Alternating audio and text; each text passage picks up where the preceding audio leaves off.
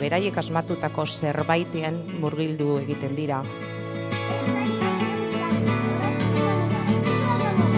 Haiek izan dira protagonista prozesu osoan. Modu jolasgarri batez disfrutatu egin dute guztiek euskaraz. Arte eszenikoetara lehenengo hurbilketa bat egin dugula. Elkarren arteko erlazioak, lan kooperatiboa ere bai. Bana berezi esan dela. beldurrak, lotzak eta guzti hori lantzen dira, pilo.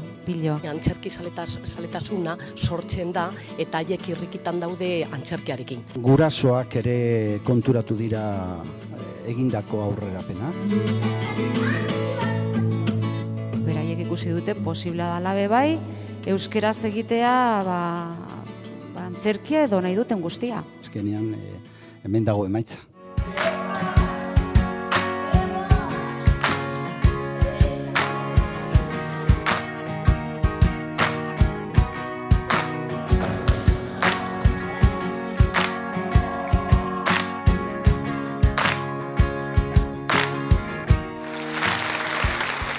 Berritzegunearen bidez ere ezagutu dugu proiektua apurtzu bat zelan joan dan beste leku batzuetan.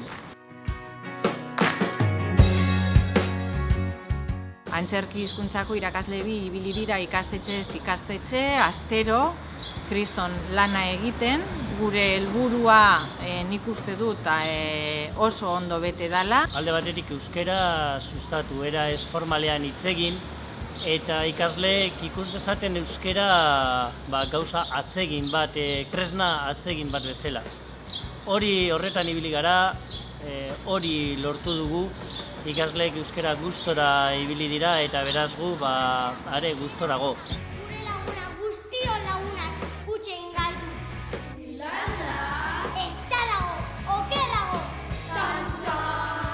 Proiektu honi ikusten genion abantaila zen, aspalditik bilatzen ari ginela, zelan sustatu gure umeen hizkuntza gaitasuna hobetzea, handitzea eta era betean zer izan zitekeen haientzako motibagarria, atsegina, ia esperientzia on bat, desiragarria euskararekin ondo pasatzea, ez?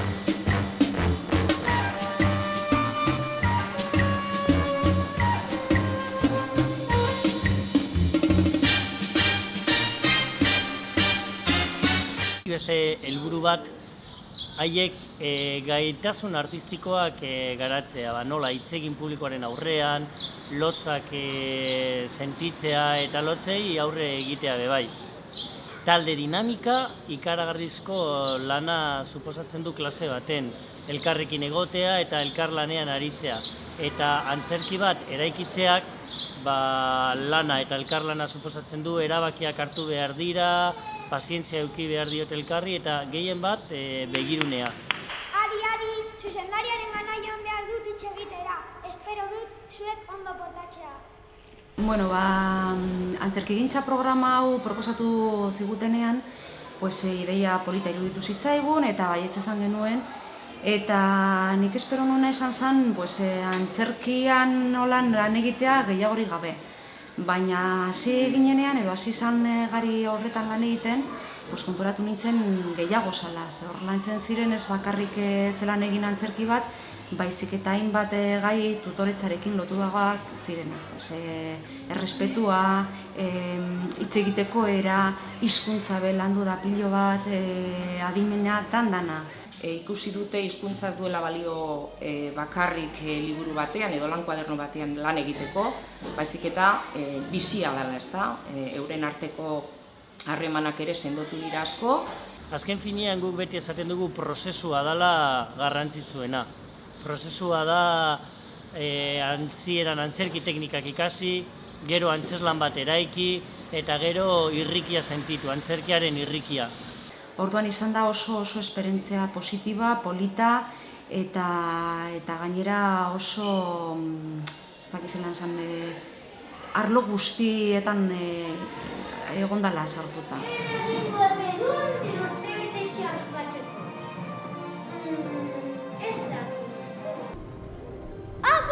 Dantzaldi handi bat ospatuko du.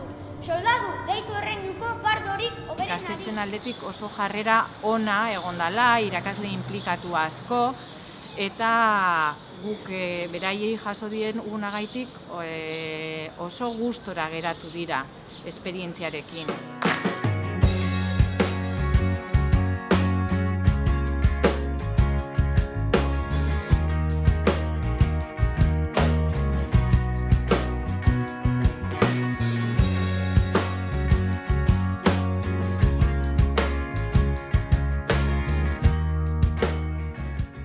Azken emaitza gaur ikusi ahal izan dugu Altzagako merkatu zarrean, hor batu ditugu talde guztiak, eta batetik eskaini digute Erandiosoko ikuspegi bat, ez dana oso ohikoa, ez da auzo guztiak edo herriko ikastetxe guztiak batera aritzea, eta bestetik kriston aukera polita izan da beraiek urtean zehar egindako lana ikusteko, zenbat aurreratu duten, zenbat ikasi duten, eskenatokiak, hau da, eskenografia guztia landu dute, dantza, kanta, lotzak, nik uste dut beraiek gustora ikusi dituztela besteen lanak ere bai, irakasleek disfrutatu dute, harro egon dira, ikasleak ere bai, eta nire uste sumean esperientzia polit eta atsegin bat eraman dute etxera.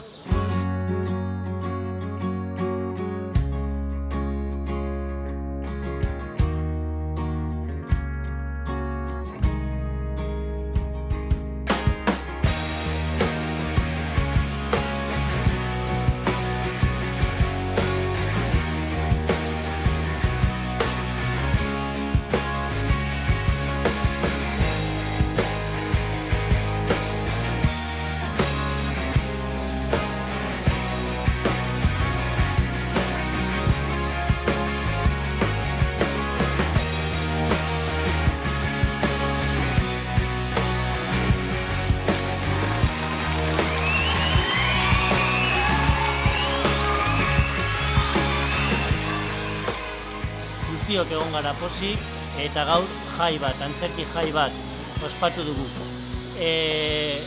Eskerrik asko erandiotar guztiei, eskerrik asko irakasleei emon diguten arreta antzerkizkuntza programan ibili garenok oso gustora ibili bait gara aurten, eta benetan, eskerrik asko.